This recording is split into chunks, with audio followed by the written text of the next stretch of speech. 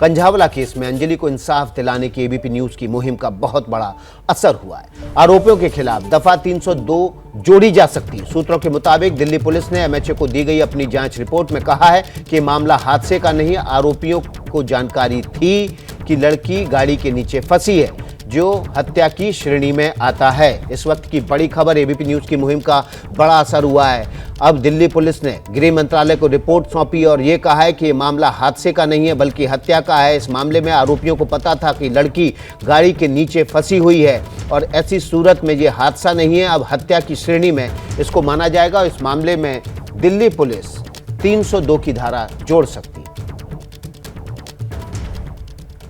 कंझावला की वारदात सामने आने के बाद इलाके के डीसीपी हरेंद्र कुमार सामने आए थे और इसे सिर्फ हादसा बता दिया था। कहा था ये एक्सीडेंट का केस है। बड़ी खबर यह है कि दिल्ली पुलिस की रिपोर्ट के बाद अब गृह मंत्रालय ने डीसीपी को कारण बताओ नोटिस भेजने के निर्देश दिए हैं। यह भी कहा गया है कि अगर जवाब संतोषप्रद ना हो तो कार्रवाई भी की जाए। इस वक्त की बड़ी खबर, एबीपी न्यूज पर डीसीपी हरेंद्र कुमार को नोटिस भेजने के निर्देश गृह मंत्रालय ने दिए हैं। डीसीपी ने उस वक्त कहा था कि यह मामला हत्या का नहीं बल्कि हादसे का है।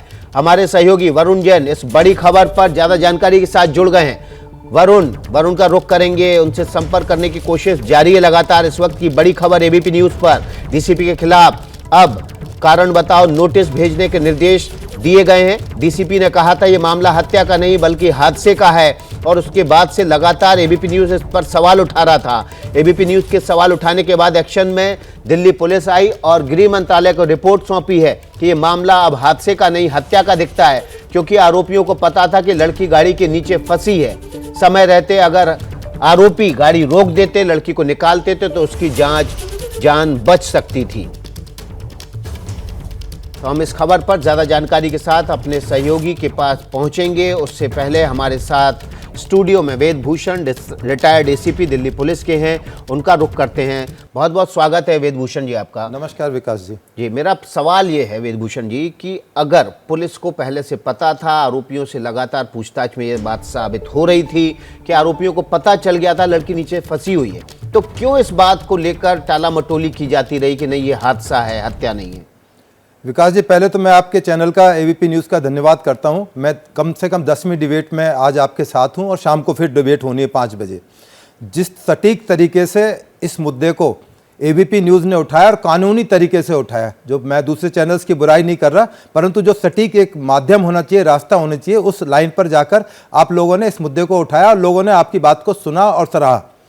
चूँकि ये मामला अदालतों से जुड़ा हुआ, कानून से जुड़ा हुआ है, जहाँ तक धारा 302 का मतलब जोड़ने का मसला है, ये कोई बहुत बड़ा इशू नहीं है कि धारा 302 कब लगाएगी, पहले दिन क्यों नहीं लगाई, बाद में क्यों नहीं लगाई। अदालत को भी पूरा अधिकार है, परंतु ये केस कहीं ऐसा खतरनाक ना साबित हो कि धारा 302 कोर्ट में स्टैंड ना कर पाए, क्योंकि इसकी जुडिशियल स्क्रूटनी होनी है। अब आप देखें कि सेक्शन घटाना बढ़ाना ये कोई गिमिक्री नहीं है, कोई जादूगरी का खेल नहीं है, बहुत आसान चीज़ है पुलिस के लिए। शुरू में 279, 379 का मुकदमा दर्ज किया गया।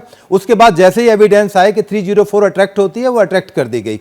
उसके बाद एक और एविडेंस आया कि उसमें सबूतों को छिपाया गया, उनके साथ छेड़छाड़ की गई है, सेक्शन 201 लगा दी गई। मेरा कहना है कि अभी चूंकि इन्वेस्टिगेशन अभी 77 डेज की बकाया, 77 दिन की इन्वेस्टिगेशन करने का इस देश का कानून पुलिस को अधिकार देता है, तो हम सभी को इंतजार करना चाहिए कि आपकी मुहिम भी और पुलिस ऑफिसर्स को, जिस तरह से एमएचए के बारे में आप बता रहे हैं कि हमारी रिपोर्ट से रिटायर्ड शालिनी सिंह आईपीएस है, जिनकी अध्यक्षता में कमेटी बनाएगी, जिनकी रिकमेंडेशंस पर पुलिस के खिलाफ एक्शन हुआ। आपको याद होगा विकास जी, जब निर्भया केस हुआ था, होम डिपार्टमेंट और एक हाई कोर्ट के जस्टिस की अध्यक्षता में कमेटी बनाई गई थी।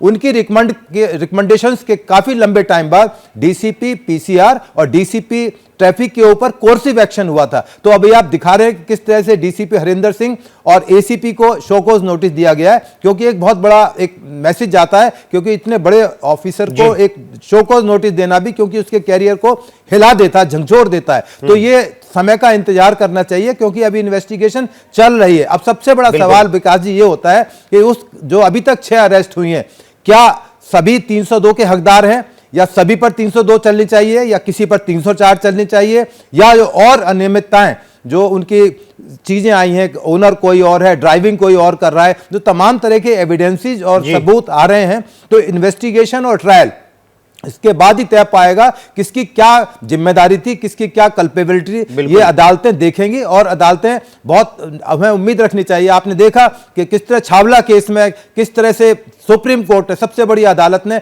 नीचे की कोर्ट के आदेशों को दरकिनार करते हुए उनको बरी कर दिए। तो मेरा कहना यह है कि कंझावला केस का हाल छावला जैसा ना हो जाए, तो इसलिए मेरा ये मानना है कि कंझावला और छावला दोनों पर ध्यान रखना चाहिए। बिल्कुल। जैसे ही घड़ी का काटा दोपहर 2:30 पे आए, बबीता जी का दिल सास बहू साजिश के लिए मचल जाए।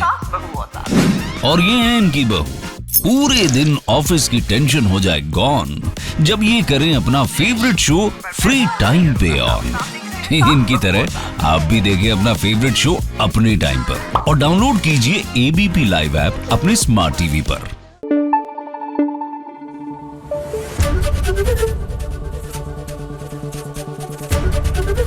एबीपी न्यूज आपको रखे आगे।